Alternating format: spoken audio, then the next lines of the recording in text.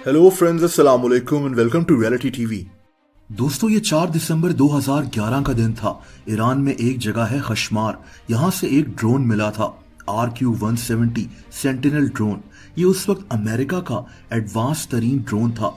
Iran ने फौरन इस ड्रोन की वीडियो रिलीज कर दी और अमेरिका को मजबूरन मानना पड़ा कि ये ड्रोन इन्हीं का है। अब अमेरिका ईरान से अपना ये ड्रोन वापस मांग रहा था, लेकिन ईरान ने कुछ ऐसा किया जो आपको हैरान कर देगा।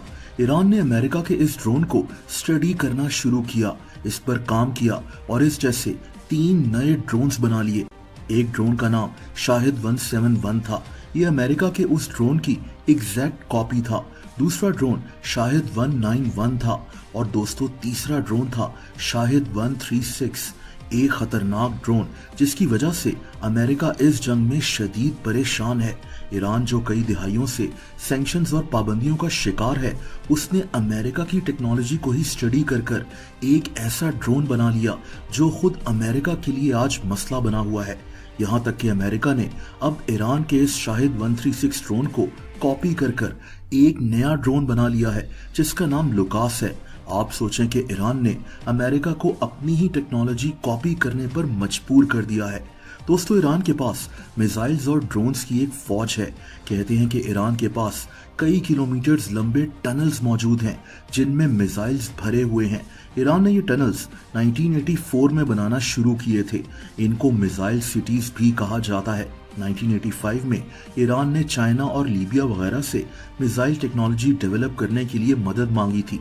1987 में नॉर्थ कोरिया ने भी ईरान को बैलिस्टिक मिसाइल्स बेचे थे।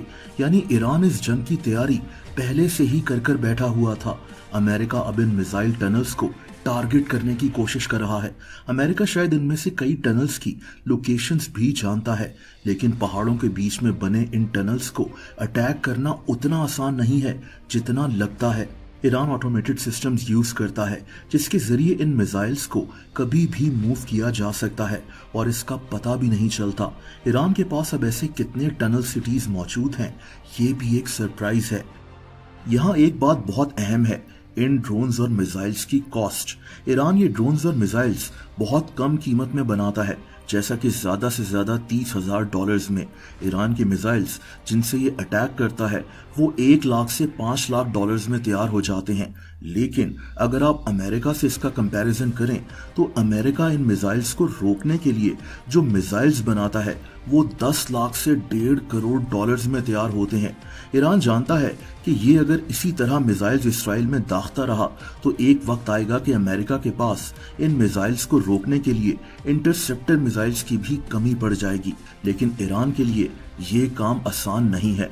इसराइल तक ड्रोन्स और मिसाइल्स को भेजने में कई मुश्किलात आती हैं। ईरान के पास अमेरिका की एयर फोर्स मौजूद होती है।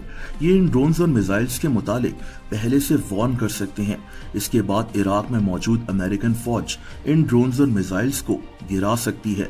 अगर ये यहाँ से भी निकल गए तो इसराइल के साथ सीरिया और जॉर्डन तक ये ड्रोन्स और मिसाइल्स पहुंचने तक इसराइल इनको इंटरसेप्ट कर सकता है। यानी ईरान के लिए इसराइल तक ड्रोन्स और मिसाइल्स भेजना आसान नहीं है। लेकिन ईरान मिसाइल्स की बारिश कर रहा है।